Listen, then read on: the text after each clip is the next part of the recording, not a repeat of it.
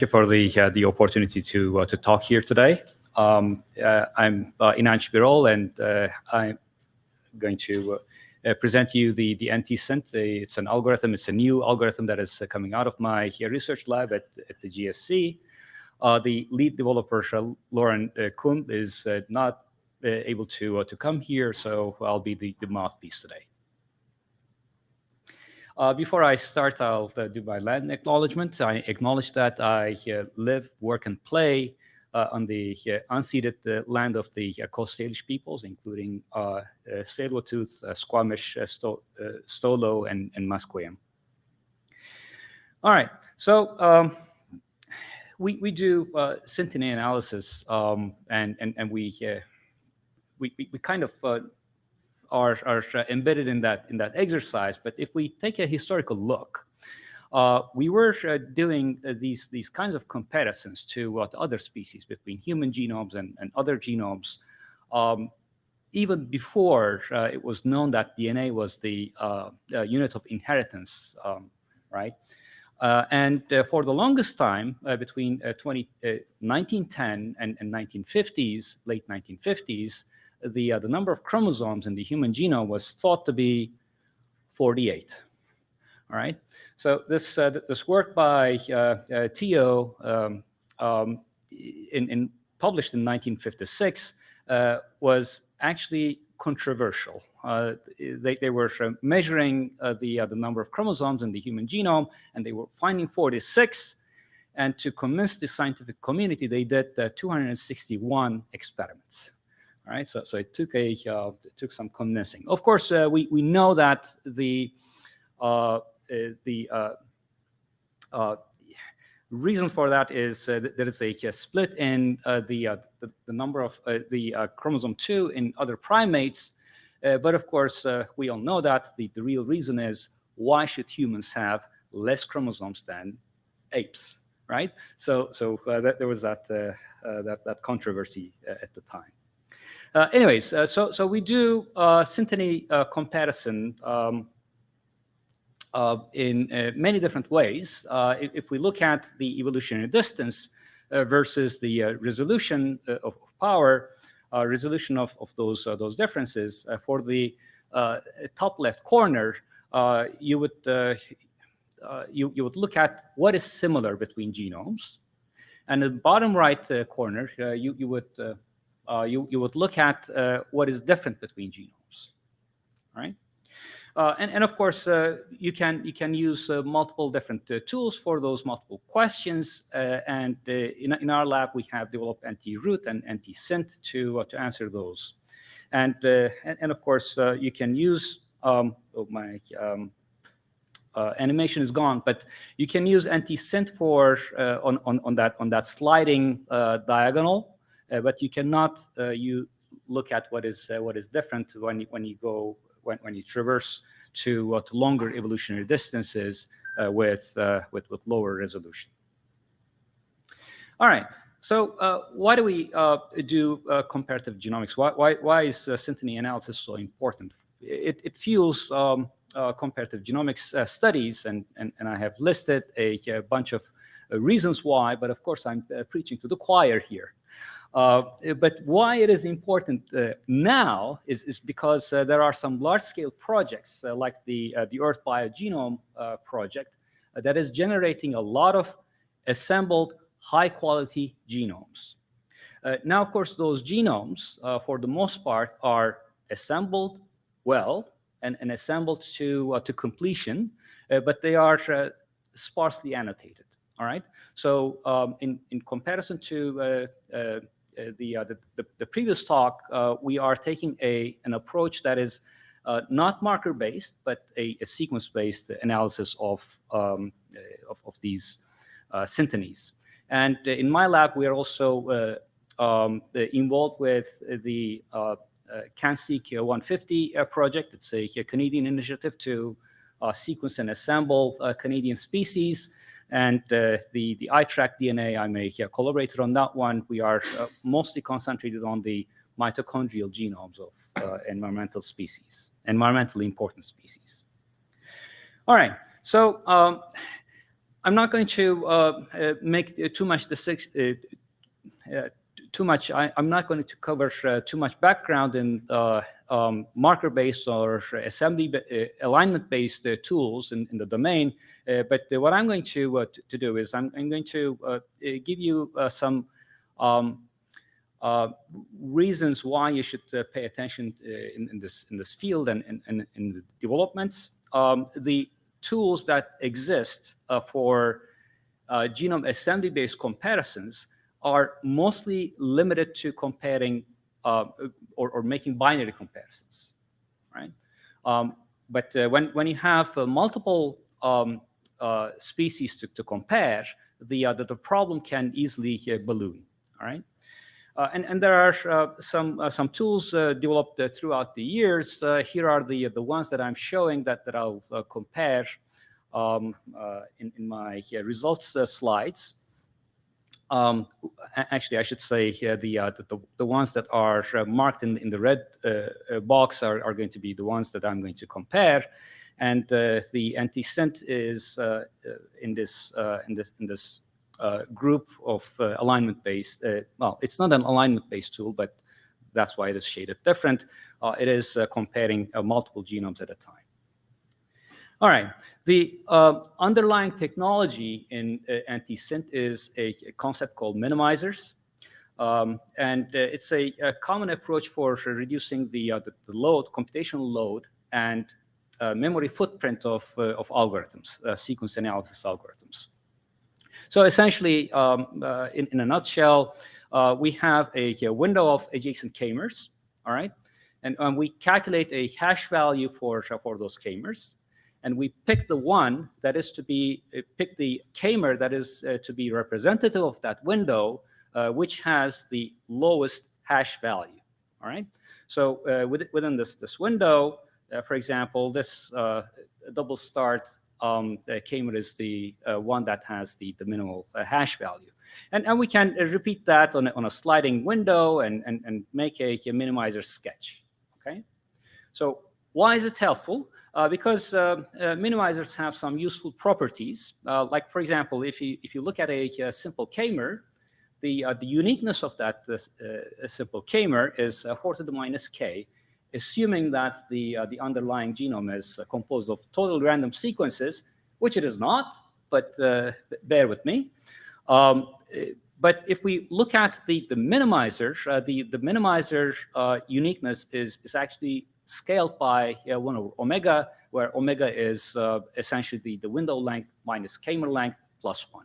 So it's the number of k-mers in that window, all right? So in other words, the minimizers consider context, and they are error and variant tolerant, which are useful properties. So what is there not to like about the minimizers? You don't have to answer that.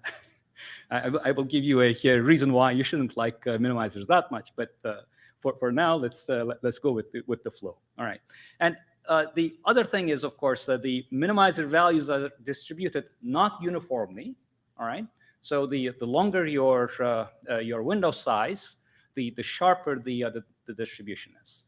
All right, which is again helpful in getting the context in that window. All right. So onto the ntSynt pipeline. It's a pipeline. It's perhaps not a proper algorithm, but there it is. So we start with assembled genomes. So the input is multiple genome assemblies. And we construct a common Bloom filter. I'm not going to go into Bloom filters. For our purposes, it's suffice to say that it is a database of sequences, all right? So we construct databases, and we construct it such that in a cascading manner, as shown in the cartoon, so that we are keeping only common k-mers, all right?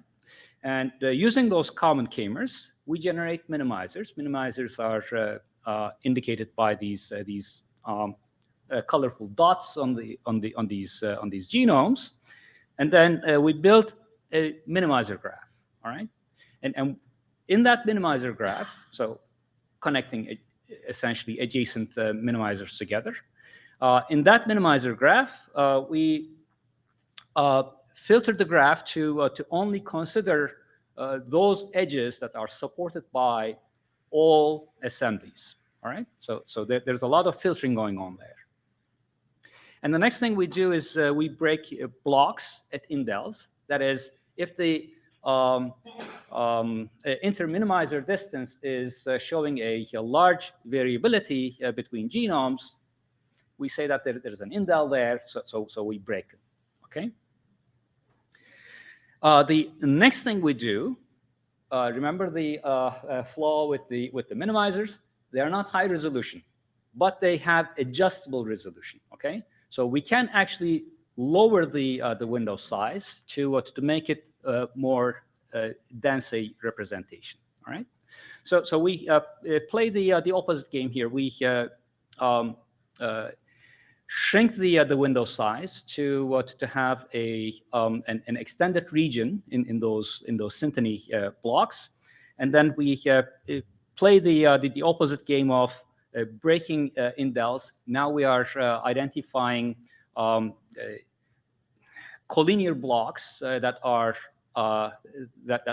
also supported in multiple SMBs, and that would give us our final synteny blocks. All right, so on to results. So I'm going to show you 4.5 results that we have generated in our study. 2 of them are for humans, comparing 2 human genomes, and then we also have a comparison of great apes, because we are humans. We are interested in where we are sitting in that hierarchy, and the other one, the other 2 experiments that I'm going to show results on are on the Earth Biogenome Project data sets. So what we are trying to illustrate is the scalability power of ntSynt on a project like Earth Biogenome. All right, so we were talking about the ntSynt and nt-root and how it scales or how it slides down on the resolution to when the evolutionary distances are smaller. So this is an example of ntSynt kind of invading the territory of nt-root. All right, so we have a T2T, telomere to telomere assembly of the human genome. And we introduce 2 translocations, 20 inversions, and 20 large-scale insertions and deletions on that genome. And we simulate those large-scale rearrangements using Survivor. And now we also simulate SNVs, single nucleotide variants, and indels that are in the range of 0 to 5%. Okay, so that's the simulated data.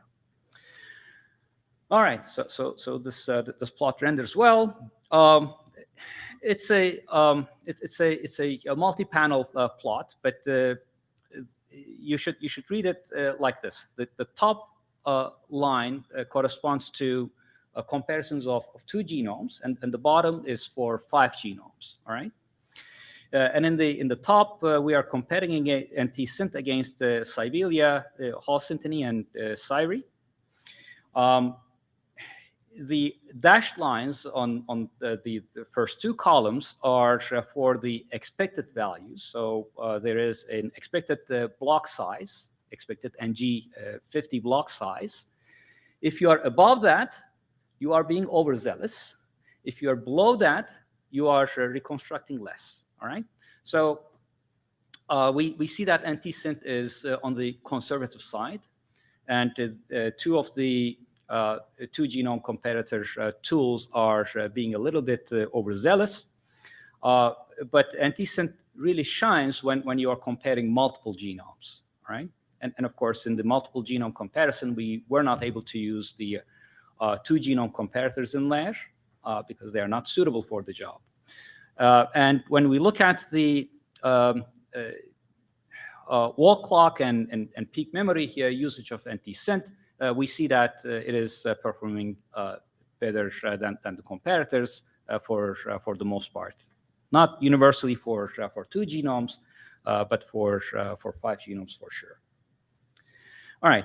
The next example is when we are making comparisons against 4 primate genomes. And this is, again, comparing ntSynt, Sibelian, synteny portal. Synteny portal is our ground truth, if you will, but it is pre-computed. Okay, so you cannot input your assemblies of choice for it to generate those synteny blocks for you. So the comparison here is actually against ntSynt and Sibelia Z, and by the I guess fullness of those synteny blocks, you can see that ntSynt is performing closer to synteny portal. All right, so that's the bottom line. The other one is a comparison of hoverflies genomes, and we have the a phylogenetic tree here on the left-hand side to order these species so that the synteny blocks make sense. The reference species on the top, so that's how the coloring flows. Excuse me. And we see that there is a large number of rearrangements across the genus. All right. And the other thing that I'll draw your attention to is the Sorer genome has some inversions compared to the assemblies on top. I guess that's draws the message that you can use a tool like ntSynt to actually orient those genomes according to a reference species. All right, so this one I'm not going to spend too much time on. It's to show that the tool scales. So we are looking at 11 assemblies. Can we scale to 1100 assemblies? It would be good, difficult to visualize, but that's the goal. All right. So I'm going to wrap up here saying that ntSynt performs well.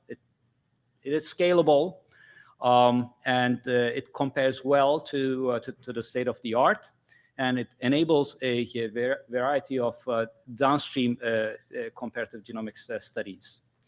So with that, I'll acknowledge contributions from Lauren Kuhn, who's the lead developer, as I said, and Renee Warren, Parham Kazemi, and Jonathan Wong, who supported some data analysis on this work.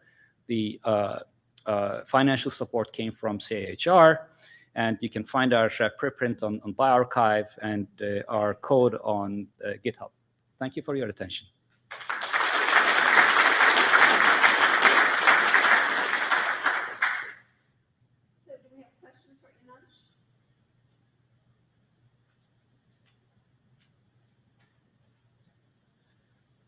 Hello, thanks for the great talk. Have you maybe tried running and how it works with genomes with whole genome duplications? Whole genome duplications. Good question. We have not particularly looked at it, but I would assume the ribbons in these synteny visuals are going to have splits. But it is an intriguing question. So I'll have to get back to you on that. Okay, thank you very much. Well, yeah, more recent ones, like the third one in Teleost, for example, or the even fourth one in some Teleost. So, okay, thanks so much. Hi. Yeah, this is super interesting. I was just wondering if you could give us a sense for how this scales with genome length as well as like genome number, because I'm working in a world of bacteria where we have lots of short genomes, basically. One thing that I did not emphasize, which we did put in the title, is the tool was developed for large genomes. But there is no reason why it shouldn't work for small genomes either. Does that answer the question? Yeah, I was just wondering, like, is it in terms of like how it scales to, you alluded to at the end, like, you know, thousands of genomes, right? Like, what kinds of scaling are you what kinds of like runtime and stuff like that do you see for that level of? Right.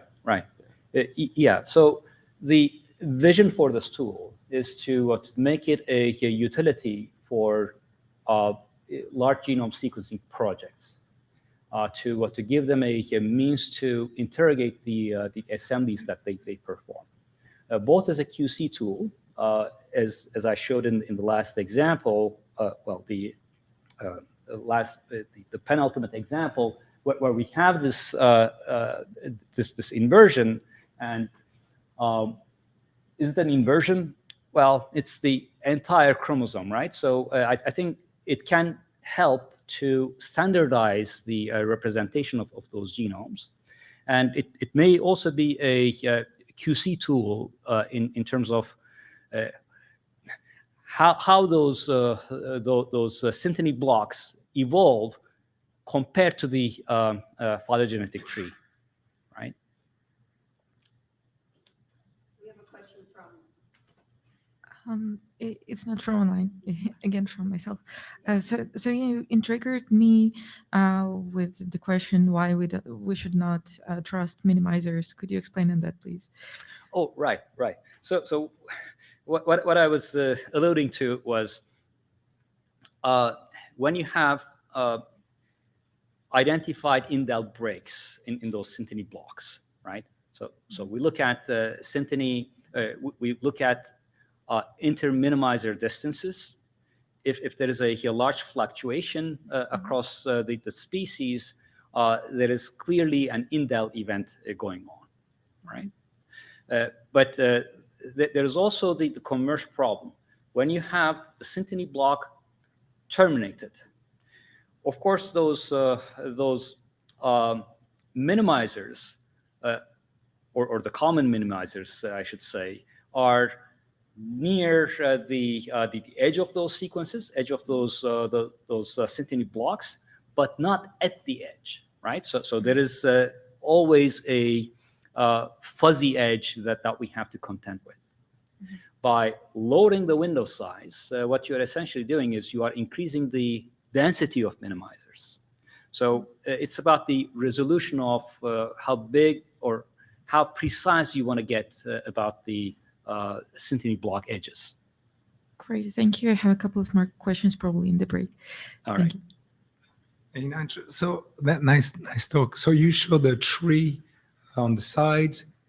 You're not using this information, I believe, or maybe I missed that in your analysis. In calculating the synteny blocks, no, but in visualizing synteny blocks, yes. Because you can order those species any which way, right? And depending on how you order them, the visualization can get messy, and it does get messy, right? So what we wanted to do is we wanted to order them according to the phylogenetic tree, so that flow between adjacent species make more sense visually. Right, but of course the other thing about that is this the optimum visualization? No, it is not, because for one thing, for example, you can flip those branches in the phylogenetic tree, right? So flipping those would change the order. Finding the optimum order for optimum visualization is an NP-hard problem. I think it is best handled through an interactive interface, which we don't have at the moment. Thank you. I just want to mention also, maybe also congratulations to your appointment now as editor-in-chief of Bioinformatics. I think yeah, thank you. Be of interest to the rest of the audience. So well done. Thank you very much. So we're over time, but this is also the last talk of the session, and lunch doesn't start Hi, thank you. Just a very quick question, actually. I don't know if you mentioned, but therefore, can we adjust these parameters in ntSynt of the minimizer scheme, like how big the window is and the density? Yeah. Yes, yes. The short answer is yes. They are tunable parameters, and the precise value would depend more than anything on the number of species you are analyzing. Thank you. Yeah.